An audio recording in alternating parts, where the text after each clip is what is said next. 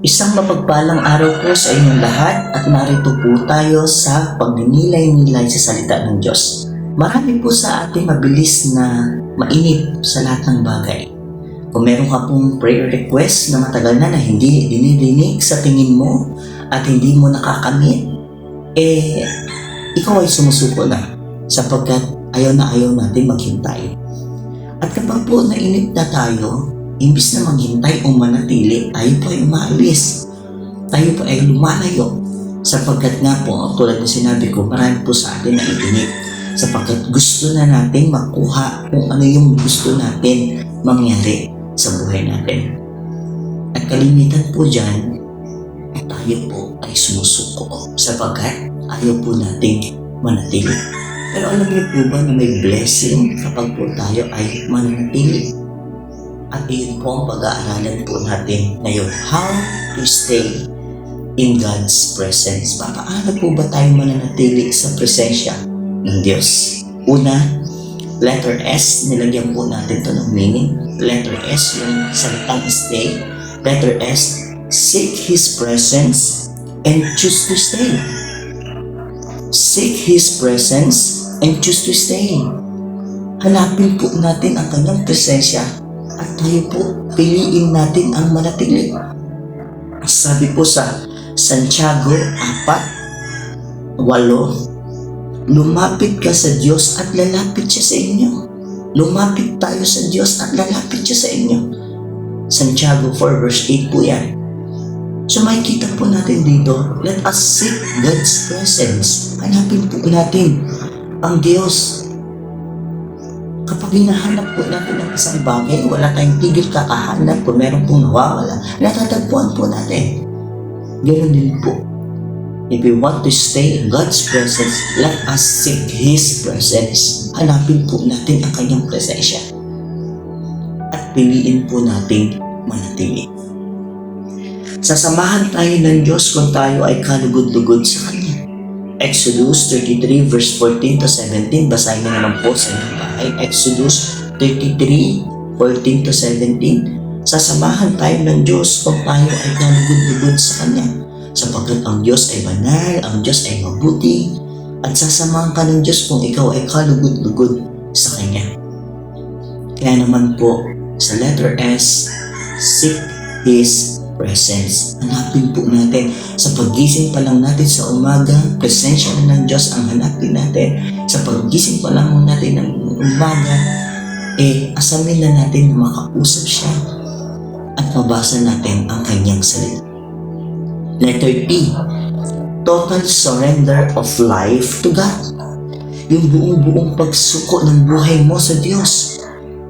Sabi po sa Santiago 4 verse 7, kaya nga, pasakop kayo sa Diyos, labanan ninyo ang diablo at lalayuan niya kayo. Alam naman natin, pag hindi tayo nagpasakop sa Diyos, nagpapasakop tayo sa mundong ito. At alam natin sa mundong ito, hindi Diyos ang nangunguna. Alam natin na si Satanas ang diablo. Kaya pag hindi tayo nagpapasakop sa Diyos, kanina tayo nagpapasakop? Sa kaaway ng Diyos. Kaya nga dapat, para tayo ay manatili sa presensya ng Diyos, kailangan natin total surrender of life to God. Kailangan yung buong pagsuko ng ating buhay. Kasama dyan yung ating mga will, kasama dyan yung ating mga wants, yung ating mga pangarap, everything po.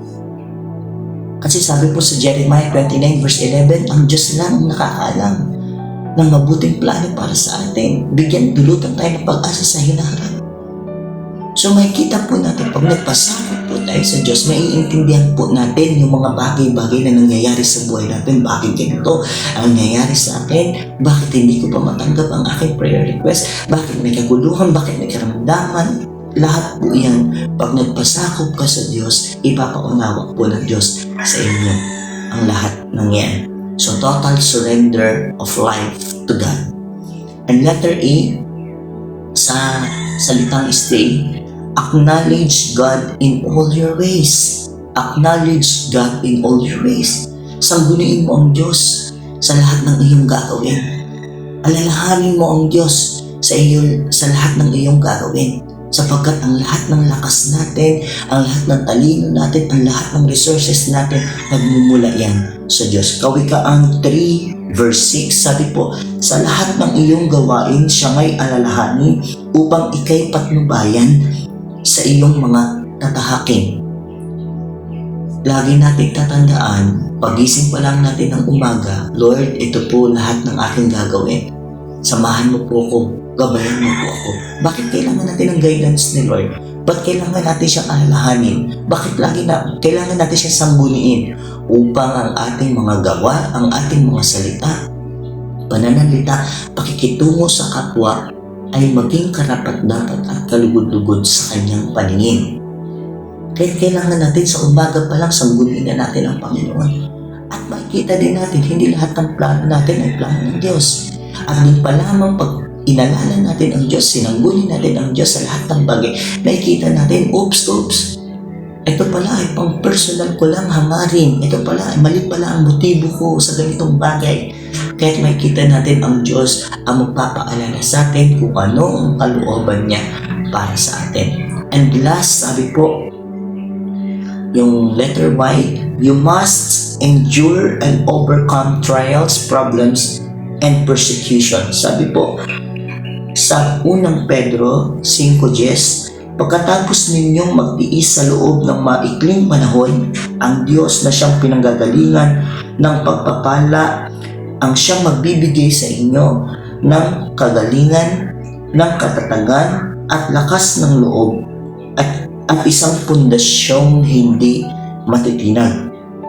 Marami pong mga problema, marami pong mga pagsubok at marami pong mga persecution na nangyayari sa buhay natin, sa loob ng family, sa ating komunidad, sa church, sa lahat po ng institusyon, maging pribado man o publiko, lahat ng yan ay meron tayong mga problema na kinakaharap. Kaya nga, you must endure. Kailangan mo yung malabanan, kailangan ka maging matatag, kailangan mo yung malagpasan. Kasi po, lahat ng nagiging matibay, ayun po yung nanatili. Nasubukan na ang kanilang tibay, nasubukan na ang kanilang lakas. So, you must endure all of this.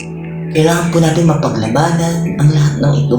May problema lang tayo, give up na tayo. Meron lang tayong problema sa school, meron lang tayong problema sa family, meron lang tayong problema sa community, meron lang tayong problema sa trabaho, give up na tayo. Remember, stay in God's presence.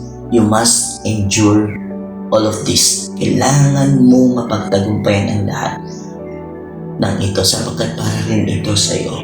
Meron itong mabuting dulot sa iyo. Bakit? Mas lalo kang magiging patatag.